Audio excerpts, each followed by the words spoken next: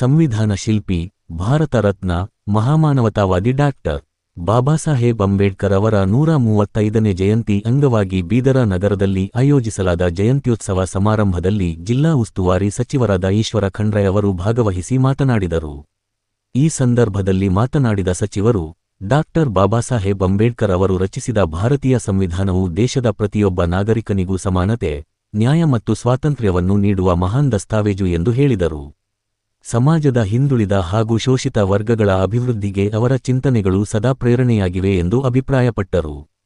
ಈ ಸಂದರ್ಭದಲ್ಲಿ ಈಶ್ವರ ಖಂಡ್ರೆ ಅವರು ವಿದ್ಯಾರ್ಥಿಗಳು ಹಾಗೂ ನಾಗರಿಕರಿಗೆ ಸಂವಿಧಾನ ಪುಸ್ತಕಗಳನ್ನು ವಿತರಿಸಿ, ಸಂವಿಧಾನದ ಮೌಲ್ಯಗಳು ಮನೆಮನೆಗೂ ತಲುಪುವಂತಾಗಬೇಕು ಎಂಬ ಆಶಯ ವ್ಯಕ್ತಪಡಿಸಿದರು. ಯುವಜನತೆ ಸಂವಿಧಾನದ ಆತ್ಮವನ್ನು ಅರ್ಥೈಸಿಕೊಂಡು, ಅದರ ಆದರ್ಶಗಳನ್ನು ಜೀವನದಲ್ಲಿ ಅಳವಡಿಸಿಕೊಂಡು ದೇಶದ ಪ್ರಗತಿಗೆ ಸಕ್ರಿಯವಾಗಿ ಕೈಜೋಡಿಸಬೇಕು ಎಂದು ಕರೆ ನೀಡಿದರು.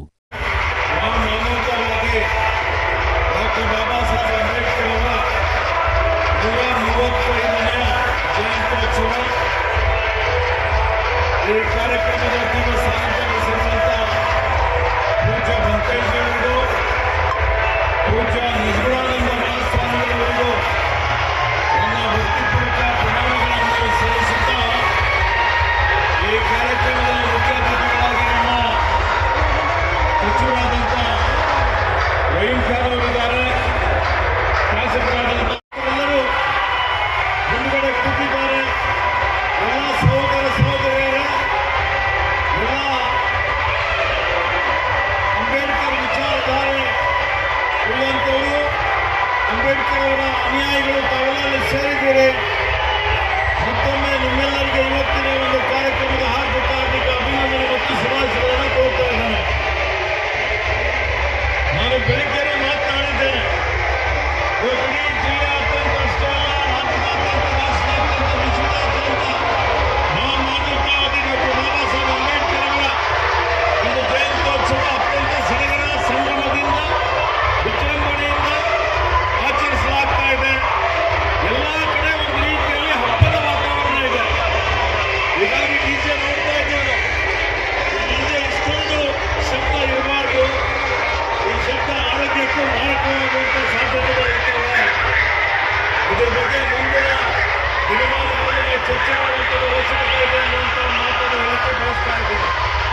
ಆತ್ಮೀಯ ಬಂಧುಗಳೇ, ಇವತ್ತು ಡಾಕ್ಟರ್ ಬಾಬಾ ಸಾಹೇಬ್ ಅಂಬೇಡ್ಕರ್ ಅವರು ಒಬ್ಬ ವ್ಯಕ್ತಿಗಳನ್ನ ಒಬ್ಬ ಶಕ್ತಿ ಅಂತ ಹೇಳಿ ನಾನು ಹೇಳಕ್ಕೆ ಬಯಸ್ತಾ ಇದ್ದೀನಿ. ಇವತ್ತು ಇಡೀ ವಿಶ್ವದಲ್ಲಿ ಅತ್ಯಂತ ಅಪರೂಪದ ಒಬ್ಬ ದಾರ್ಶನಿಕರು ಯಾರಾದರೂ ಇದ್ರೆ ಅದು ಡಾಕ್ಟರ್ ಬಾಬಾ ಸಾಹೇಬ್ ಅಂಬೇಡ್ಕರ್ ಅವರು. ಇವತ್ತು ಅವರು ಶ್ರೇಷ್ಠ ಅರ್ಥಶಾಸ್ತ್ರಜ್ಞರಾಗಿ, ಶ್ರೇಷ್ಠ ಸಂವಿಧಾನ ತಜ್ಞರಾಗಿ ಇಡೀ ಜಗತ್ತಿಗೆ ಮಾದರಿಯಾದಂಥದ್ದು, ಅದ್ಭುತವಾದಂಥದ್ದು, ಸಮಾಜಕ್ಕಾಗಿ ಮತ್ತು ಸಮಾನತೆಯ ಸಾರವನ್ನು ಸಾರಿದಂಥ ಯಾವುದಾದ್ರೂ ಒಂದು ಸಂವಿಧಾನ ಇಡೀ ಜಗತ್ತಿನಲ್ಲಿ ಇದೆ ಅಂತ ಹೇಳಿದ್ರೆ ಅದು ಭಾರತೀಯ ಸಂವಿಧಾನ ಅಂತ ಹೇಳಿ ಇವತ್ತು ನೀವು ನೋಡಿ, ಅವರೇನು ನಮಗೆ ಎಲ್ಲ ಜಾತಿ, ಎಲ್ಲ ಭಾಷೆ, ಎಲ್ಲ ಧರ್ಮೀಯ ಜನರಿಗೆ ಸಾಮಾಜಿಕ ನ್ಯಾಯವನ್ನು ಕೊಟ್ಟು ಇವತ್ತು ರಾಜಕೀಯ ಸ್ವಾತಂತ್ರ್ಯ, ಸಾಮಾಜಿಕ ಸ್ವಾತಂತ್ರ್ಯ, ಇವತ್ತೇನು ಆರ್ಥಿಕ ಸ್ವಾತಂತ್ರ್ಯ, ಅದರ ಜೊತೆಯಲ್ಲಿ ಯಾವ್ಯಾವ ತಮ್ಮ ಧರ್ಮದ ಆಚರಣೆ ಮಾಡಲಿಕ್ಕೆ ಅವರೆಲ್ಲರಿಗೂ ಸಂಪೂರ್ಣವಾದಂತಹ ಪೂರ್ಣ ಪ್ರಮಾಣವಾದಂತಹ ಹಕ್ಕನ್ನು ಕೊಟ್ಟು ಅವರು ಏನು ಅನ್ಯಾಯದ ವಿರುದ್ಧ, ಶೋಷಣೆ ವಿರುದ್ಧ ಹೋರಾಟ ಮಾಡಿ ಶೋಷಿತರ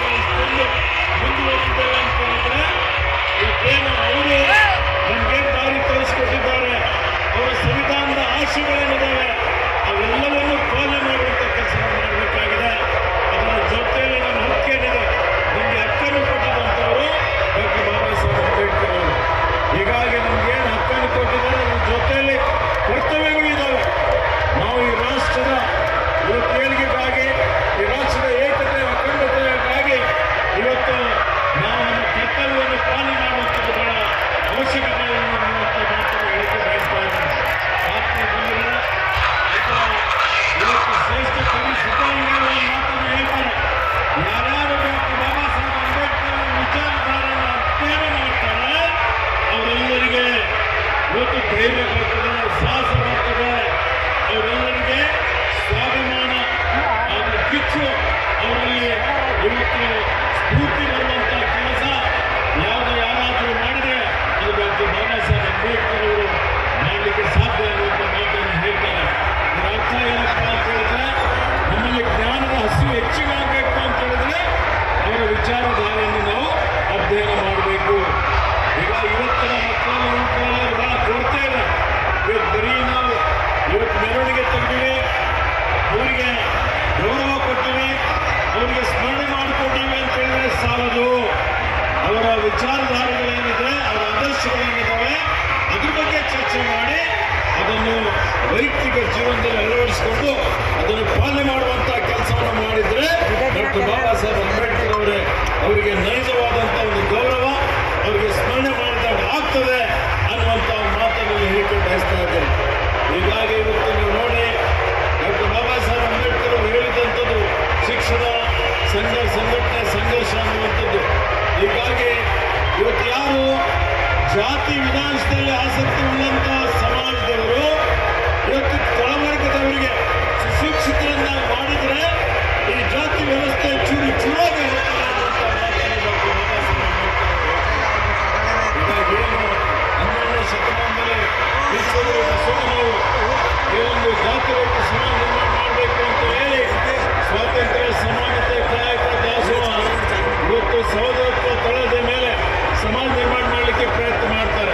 ವರ್ಗರಹಿತವಾದಂಥ ಸಮಾಜ, ಶ್ರೇಣಿ ರಹಿತವಾದಂಥ ಸಮಾಜ, ವರ್ಣರಹಿತವಾದಂಥ ಸಮಾಜ, ಇವತ್ತು ಲಿಂಗಭೇದ ರಹಿತವಾದಂಥ ಒಂದು ಸಮಾಜ, ಇದು ಬಸವಣ್ಣನವರ ಕನಸು ಆಗಿತ್ತು.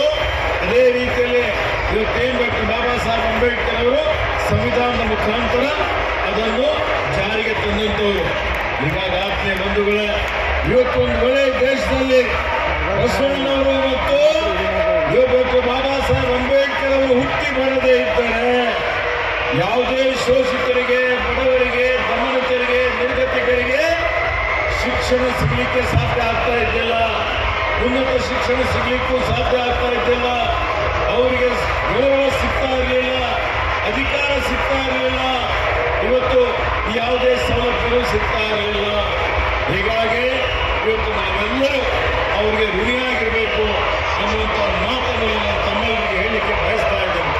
ಅದಕ್ಕೆ ಆತ್ಮೀಯ ಬಂಧುಗಳ ಇವತ್ತು ನಾನು ಹೆಚ್ಚಿನ ಸಮಯ ತೆಗೆದುಕೊಳ್ಳೋದು, ಯಾಕೆಂದರೆ ಈ ಒಂದು ಶಬ್ದದಲ್ಲಿ ಎಷ್ಟು ಮಾತುಗಳು ನಿಮ್ಮ ಕಿವಿಯಲ್ಲಿ ಹೋಗ್ತವೆ, ಎಷ್ಟು ಹೋಗೋದಿಲ್ಲ, ಅದು ಇವತ್ತು ನನಗೆ ಗೊತ್ತಾಗಲಿಕ್ಕೆ ಸಾಧ್ಯ ಆಗುವುದಿಲ್ಲ. ಒಂದೇ ಒಂದು ಮಾತು ಹೇಳಲಿಕ್ಕೆ ಇಷ್ಟಪಡ್ತಾ ಇದ್ದೀನಿ. ನಮ್ಮ ಸರ್ಕಾರ ಇವತ್ತು ಬುದ್ಧ, ಬಸವ, ಅಂಬೇಡ್ಕರ್ ಅವರ ತತ್ವಾದರ್ಶಗಳಲ್ಲಿ ನಂಬಿಕೆಯನ್ನು ಇಟ್ಕೊಂಡು, ವಿಶ್ವಾಸವನ್ನು ಇಟ್ಕೊಂಡು ಇವತ್ತು ಸರ್ವೇ ಜನ ಸುಖಿನೋ ಭವಂತು ಅನ್ನುವಂಥ ರೀತಿಯಲ್ಲಿ ಇವತ್ತು ಎಲ್ಲರ ಹಿತ, ಎಲ್ಲರ ಒಳಿತನ್ನು ಕಾಪಾಡಿಕೊಂಡು ಸರ್ವರಿಗೂ ಸಮಪಾಲು ಅನ್ನುವಂಥ ರೀತಿಯಲ್ಲಿ ಅನೇಕ ಇವರ ಸದಾಶಯಗಳ ಕಾರ್ಯಕ್ರಮಗಳನ್ನು ಕೊಟ್ಟು ಗ್ಯಾರಂಟಿ ಕೊಟ್ಟಿದ್ದಾರೆ. ಪ್ರತಿಯೊಂದು ಮಹಿಳೆಯರಿಗೆ, ಪ್ರತಿಯೊಂದು ಯುವಕರಿಗೆ ತತ್ವಗಳಲ್ಲಿ ಪೂರ್ಣ ಪ್ರಮಾಣದಲ್ಲಿ ಅನುಷ್ಠಾನ ಮಾಡಿ ಬೇರೆಯವರಿಗೂ ಮಾದರಿಯಾಗುವಂಥ ಕೆಲಸ ಮಾಡಬೇಕಾಗಿದೆ. ಆ ನಿಟ್ಟಿನಲ್ಲಿ ತಾವೆಲ್ಲರೂ ಸೇರಿ